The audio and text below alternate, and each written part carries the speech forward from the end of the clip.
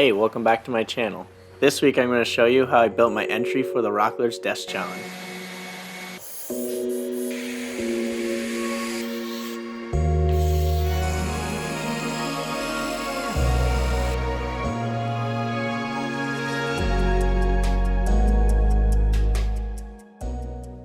First, I had to clean up the new shop that I'm moving into for the winter.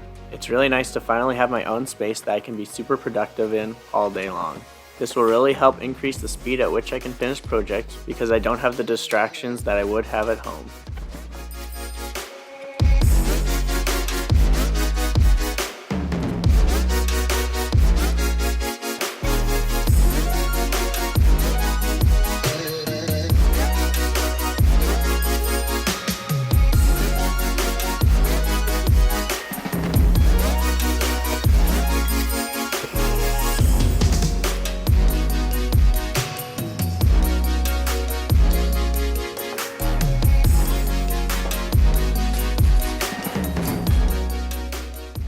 I started by using my multi-tool, the sandpaper attachment, to clean up any loose debris on the inside edges. This will allow the epoxy to bond to it.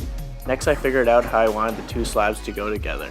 As you can see, I made sure the straightest edge was on the outside, which would be used as the back, and then moved the two pieces close enough together so that the desk was about 30 inches wide.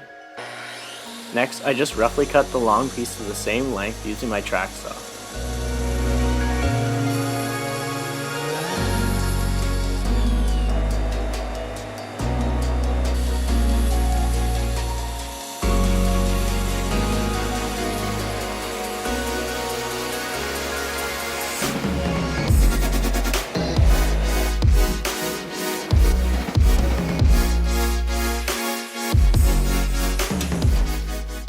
After measuring the length of the slabs, I cut down a sheet of melamine a little oversized for the mold.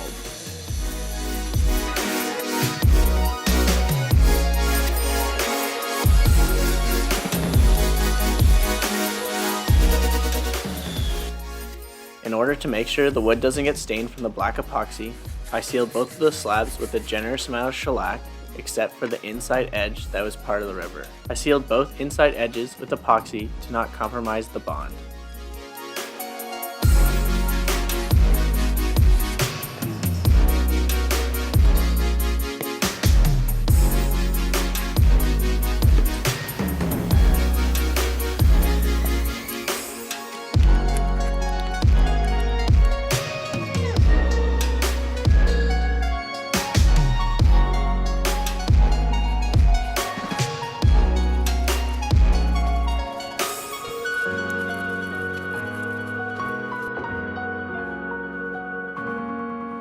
Because epoxy would only be poured in the middle to create a river,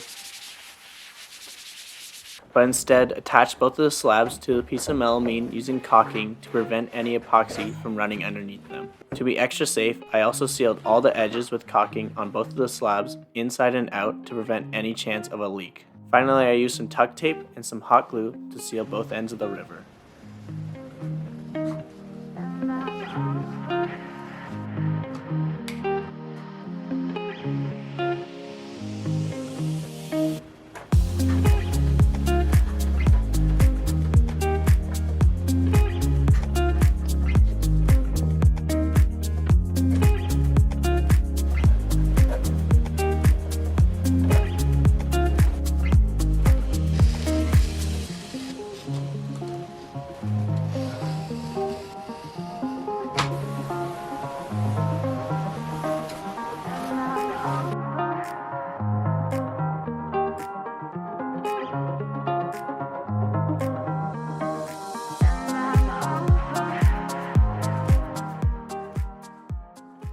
After the caulking had about an hour to dry, I mixed up about 5.5 liters of epoxy from Rusty Design Canada and added pigment until I had an opaque black. Because I did this pour the next day, the epoxy I used to seal the edges was still tacky, which allows them to bond really well.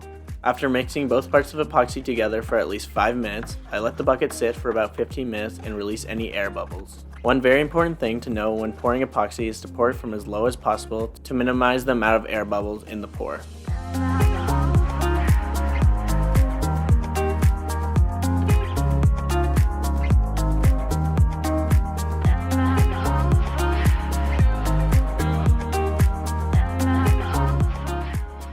After letting the epoxy dry for at least 4 days, I got to flattening the slab. For this, I used my router sled setup with my brand new DeWalt DW625 router with a shank extension and a cheap 1.5 inch router bit from Amazon.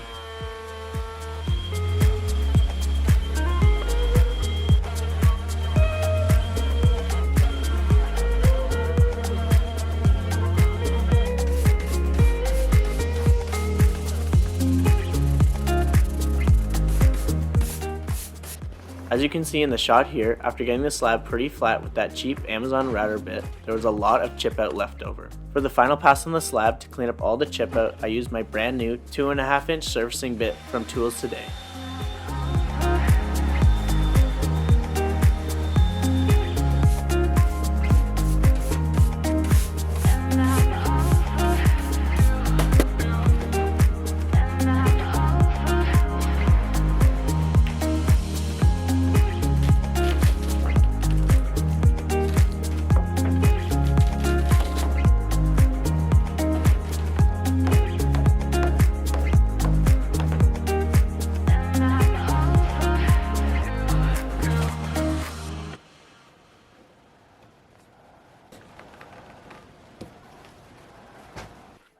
Next, I got started on the long and tedious process of sanding the slab. I started with 60 grit sandpaper using Rotax mode to remove all the lines left by the router.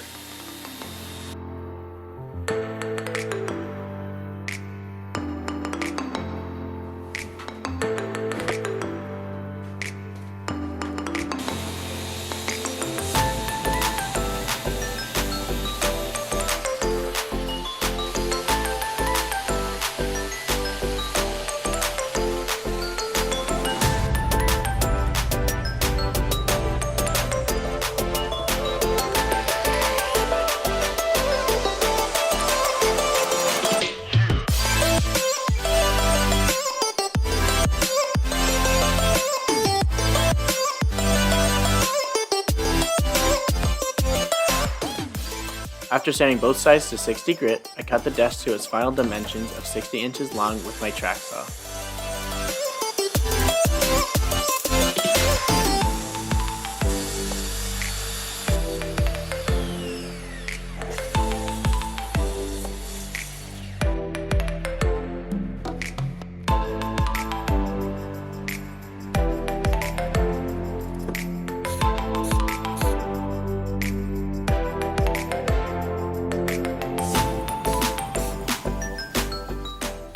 After filling any holes in the desk with some black CA glue, I noticed that the river still had a lot of chip out on it. This was very disappointing as I spent about $250 on this bit that is made for surfacing slabs. My only guess as to why this happened is because I used the original carbides that came with it that are not made for hardwood. Luckily, I came up with the idea of putting CA glue down and spreading it out with a credit card to help reduce the amount of time I needed to fill these holes.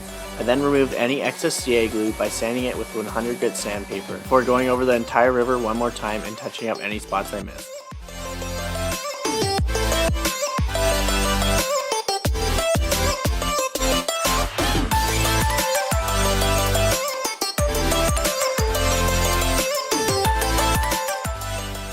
After sanding the entire tabletop to 100 grit, I added a round over to both ends of the desk with my router and removed any sharp edges on the live edge with some hand sanding.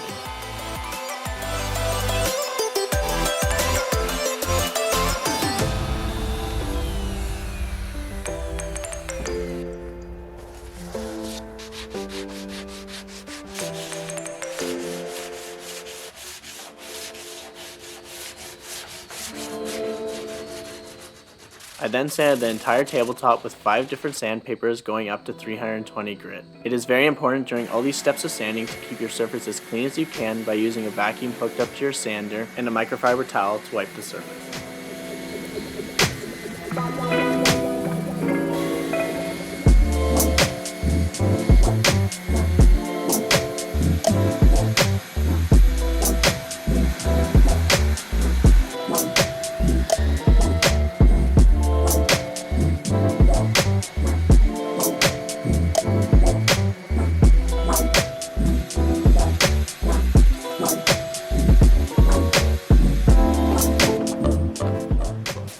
Next, Next I got to installing these black powder coated legs with threaded inserts. After marking out the legs 4 inches from the edge, I picked out a drill bit that just barely fit into the holes of the legs. I used this smaller drill bit as a guide for the final drill bit needed for the threaded inserts. I find this helps make sure that all the holes line up after you've done drilling them.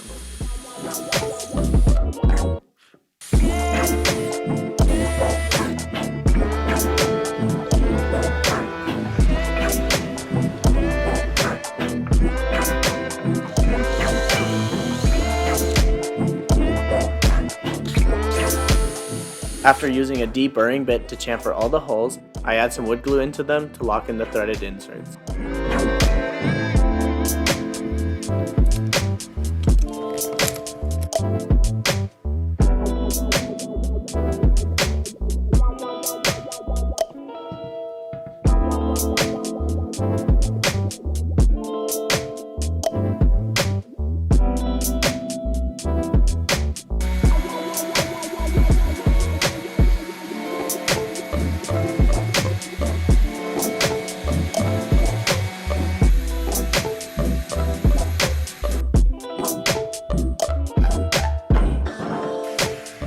The final step to finish off this desk and make it pop is to add 2 coats of Osmo's 3043. I do this starting on the bottom, only using a small amount and buffing it in with a 3M white pad. Just keep buffing it in until you don't see any swirl marks left behind.